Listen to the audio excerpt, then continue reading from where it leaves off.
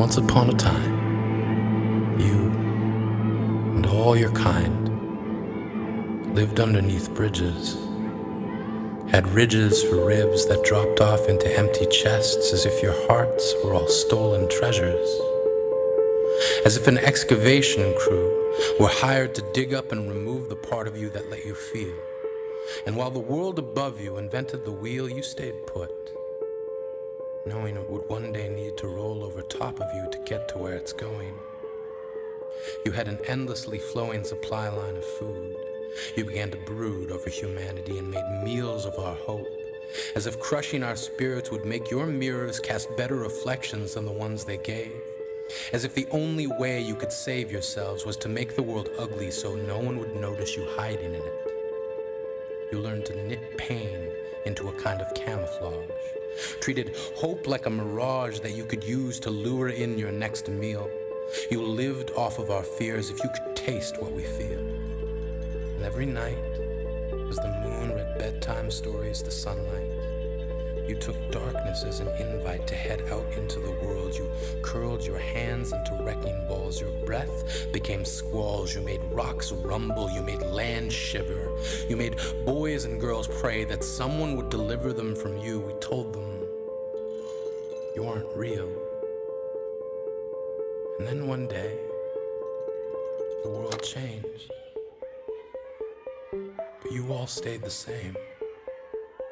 Just migrated from living underneath bridges to living underneath information superhighways. Days and nights became meaningless. Each already deepened chest became an abyss that no one would ever find the bottom of. Concepts like love fell into your gravity. We turned ourselves into life preservers, hoping to save as many as we could. But the fathers who stood guarding closet doors and the mothers who secured the floors underneath beds all shook their heads, not knowing how to deal with you.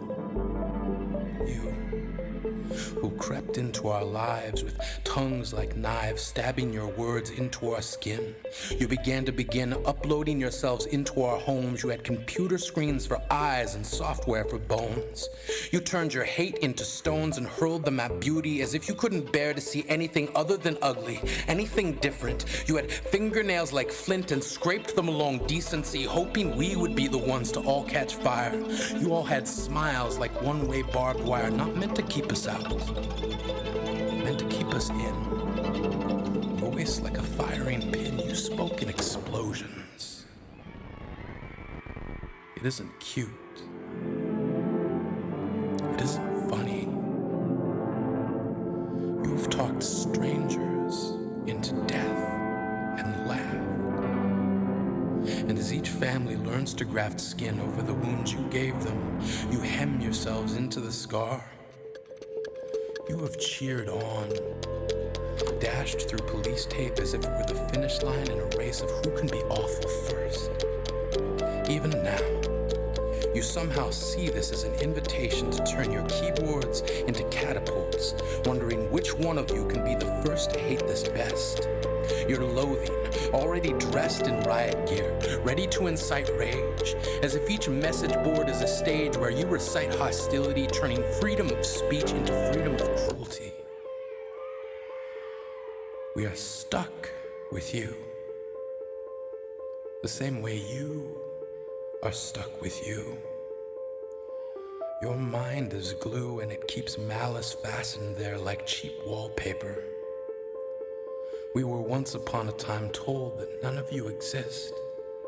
We dismissed you as make-believe or myth. Now, armed only with resolve, we can no longer afford to tell ourselves that you aren't real.